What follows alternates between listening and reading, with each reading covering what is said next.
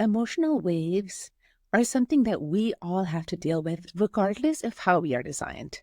If you have a defined emotional solar plexus, you'll be experiencing one or more of these waves on a consistent basis. And if your solar plexus is undefined, you'll be taking in these waves from your environment, from other people you're in relationship with, people that surround you, as well as through planetary transits. When you don't understand how your emotional wave works, or you're unaware when you are amplifying somebody else's wave, this can lead to bad decisions. It can negatively impact your relationships, both personal and professional, and it can result in all around chaos. Understanding how your emotional waves and the waves of the people around you work is an essential part of emotional intelligence in life and in business. In today's episode, I cover the 3 emotional waves, how to know which one or several you have, how to know which ones one of your loved ones may have, and how to navigate these waves into emotional intelligence and wisdom in life and business. Welcome to Heart-Centered Human Design, Emotional Intelligence and Conscious Business, the show for heart-centered entrepreneurs that want meaningful success and work-life balance so they can wake up every day feeling empowered, inspired, and supported by work and life. I'm your host, Vanessa Naja, human design mentor and coach, and I am so excited to share this incredible system with you so that you can thrive in your career, in your relationships, and in your life. At the end of the episode, if you're ready to really step into the high expression of your human design emotional intelligence, I'll share with you how we can do that in my program, Emotional Intelligence by Design. So the emotional solar plexus. This is such a complex center that is under incredible change. I've already done numerous episodes about the solar plexus in all of its different ways that it can show up, and I will link those in the show notes if you want to check those out as well. Now remember, we all have emotions. It does not matter if your solar plexus is defined or undefined, you're going to be experiencing your own emotions. We have those reactive emotions when something amazing happens and we feel really good and excited about it. And when something really sad or terrible happens and we're really upset, that's going to happen for all of us no matter how we are defined. Now, what is different here is if you are emotionally defined, meaning your solar plexus, which is the triangle on the right side of the chart, facing left, if that is colored in your chart and you have emotional authority, you have a defined emotional solar plexus. Anybody with a defined solar plexus has emotional authority, and this is about 53% of the population. So even if you don't have it, you are definitely surrounded by a lot of people that do. Now, when you have a defined solar plexus, you are going to have one of these waves, potentially 2 or even all 3 that I'm about to share with you.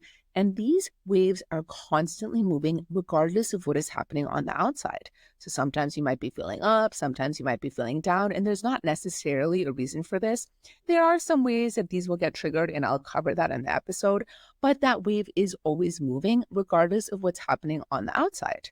Now, if your solar plexus is undefined, meaning you have some other authority other than emotional authority, and your solar plexus will not be colored in your chart, you're going to be picking up and amplifying these emotional waves from other people.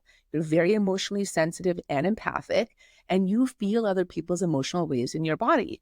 You can also create emotional waves when there is certain transit happening, and you can create waves with other people. So even 2 people that are emotionally undefined, if they have specific gates that connect to each other, they can create an emotional wave together. So understanding how this works is really important to really step into the highest expression of your emotional intelligence. Remember, if you have emotional authority, that means you are not meant to make decisions that are emotionally based, and you want to wait out your emotional wave until you get to a point of clarity or neutrality around the decision that you're making.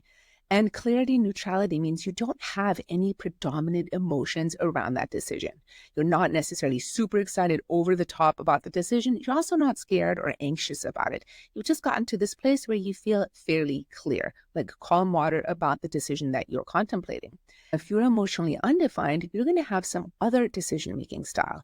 You do want to be really careful that you are not letting the emotional waves of others influence your decision-making, and really get into a place where you can rely on your own inner authority to make your decisions without the influence of outside emotions affecting what you decide. So we're going to start with the source wave. This is the channel 59.6. And if you're looking at your chart, remember the solar plexus is on the right side. I will show this if you're watching the video version of this. The solar plexus is the triangle on the right side facing left, and the 59.6 runs from the sacral center, which is the square second from bottom, to the solar plexus. This is technically a tribal channel, and this is referred to as the source wave. This channel is all about intimacy and creativity and creating something new. This can be projects, this can be babies, but it's about creating something new with somebody else. And this wave is generally fairly calm. If this is your only wave, you might not feel like you're an emotionally defined person because overall you are generally fairly calm, fairly neutral person, but this wave will be brought to the surface by other people and by your relationships. Now, an interesting thing about this wave is that it can really influence other people's emotional waves in emotional situations. So, for example, you might be in a situation where things are really tense and people are really at odds with each other. And if you're in the high expression of this wave, you can really bring that emotional intensity down. The converse is also true. You can really ratchet up emotional situations when you are operating in the low expression of this wave. So just being aware of what's going around you emotionally, coming into that centered place so that you can use your gift of having the source wave to really positively impact the emotional situations around you. Now we'll move into the tribal wave. You know that you have the tribal wave if you have either channel 3740, and this one runs from the solar plexus to the will center, and the will center is that little triangle a little bit off towards the right in the chart, or 1949, which runs from the root center, the square at the very bottom, to the solar plexus. The tribal wave is very concerned with relationships, the tribe. It is very sensitive to needs. It's also sensitive to touch. So a lot of times people that have the tribal wave really enjoy physical touch, hugs, hand holding, that type of thing. The way this wave works is that it ratchets up over time and then it explodes. The way the ratcheting happens is that something happens in your relationships, like some little annoying thing that you don't like. And every time it happens, like it ratchets your wave up a little bit. And eventually you get to a point where the smallest little thing related to that just leads into this massive explosion. And these explosions can be so destructive. And I know because I have this particular wave. It can be absolutely devastating. And when I was younger, this always came up with my mom and my sister, and I would throw things, I would break things, I would say horrible things. Like it was like the explosion was absolutely massive. So understanding your tribal wave, if you have it, anticipating the explosions, also looking back over time, like where have you seen this show up? You can think a parent who wants their children to, the children might have regular specific chores that they're supposed to do, and every day that they don't do those chores, the parent's wave just ratchets up, ratchets up, ratchets up. And rather than communicate about it, say, hey, can you do your chores, a thing that you're committed to doing? The parent might not say anything because they think like, well, they should know this is their chore. I shouldn't have to say anything. And eventually gets to that point of explosion. So it is really important to communicate when you're noticing those little things that are ratcheting your wave, to really communicate about what is bothering you. Speak to your partner, speak to your children, speak to your business colleagues, whatever that may be, so that you can really calm that wave. And also understanding you're going to have those explosions, being able to anticipate them, and then being in the right environment. So for me personally, at this point in my life, I absolutely know when an explosion is coming. and I go off and I am by myself and I allow myself to have that explosion. If I need to scream into a pillow or just, stomp my feet, like I let myself do whatever I need to do, knowing, okay, this is my explosion. I'm not going to affect other people with it. And then once it's done, this wave resets and things go back to normal.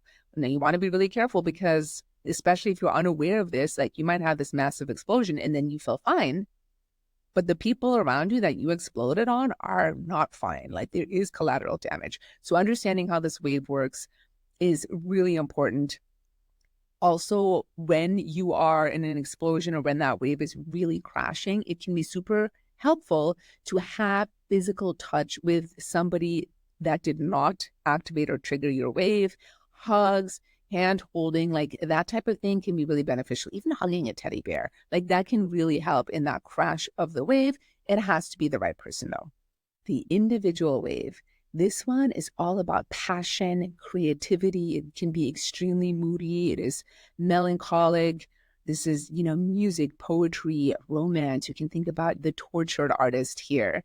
And you have this wave if you have either the channel 3955, which runs from the root center, the square at the bottom of the chart, up to the solar plexus, or channel 1222, which runs from the solar plexus up to the throat center, which is the square that is right in the throat area of the chart. It's the third from the top. Now, people that have this wave can be very moody. There's a lot of creativity here. Individuality is very mutative. They're here to bring change. And there is also melancholy inherent in any individual gate. So naturally, there is a lot of melancholy potential in having the individual wave. Now, generally, the way that this wave moves, it can be pretty flat. And then out of nowhere, it spikes up into like a really great mood just for a little while. And then it goes back to flat. And then out of nowhere, it just dips down into like melancholy and depression and sadness. And then it comes back up. Now, like anything with individuality, this is very unpredictable. There's not necessarily a specific rhythm or pattern to when the ups and downs come. And they tend to be pretty fast. So one of my nieces has this wave. She has a 1222, and it's actually fascinating to watch because she'll be fine. Everything is great. And then out of nowhere, she'll be super hyper and really excited and just, And that can last, 10, 15 minutes. And then she's back to normal. And then out of nowhere, she's just crying and things are terrible. And she's so upset. And that doesn't last very long. And then she's back to normal. Because this is such creative energy, when you're in the lows of your wave, there's actually really potential for so much creativity to come through. It's a fantastic time to engage in your creative projects. And you may not necessarily feel like it. You kind of want to feel your way into it.